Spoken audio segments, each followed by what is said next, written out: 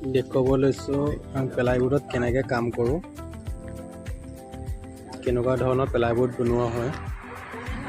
এই এবাৰ কাম দুবাৰ কৰি আছোঁ। লগৰবিলাকৰ খঙতে কৰি আছে, এতিয়া যেন নাই কেনেকৈ দাঙি আছে, খঙত দাঙি আছে আৰু সেইবুলি আপোনালোকক দেখুৱাব ল'লোঁ যে এবাৰ কাম দুবাৰ কৰিলে কিমান লগৰবিলাক খঙত থাকে। এই খঙত দলিয়াই আছে।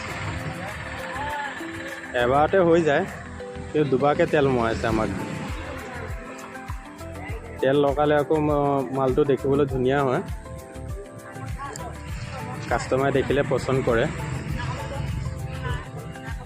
সেইটো কাৰণে মেনেজাৰে ক'লে দুবাৰকৈ তেল লগাই দিয়া। সেই দুবাৰকৈ লগোৱা হৈছে। এটা বৰ্ড 40 কেজিৰ ওপৰত, আৰু এবাৰ কাম যদি দুবাৰ কৰিবলগীয়া হয় কিমান কষ্ট হয়, যোনে কাম কৰে সিহে গম পায়।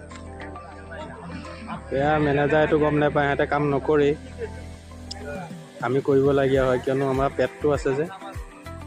ঘৰত আকৌ কেইটামান পেট আছে, সিহঁতক চলাব লাগিব, পইচা লাগিবই, নকৰিলেও নোৱাৰোঁ। সেয়েহে বোলো কষ্টৰ মাজেৰে আপোনালোককো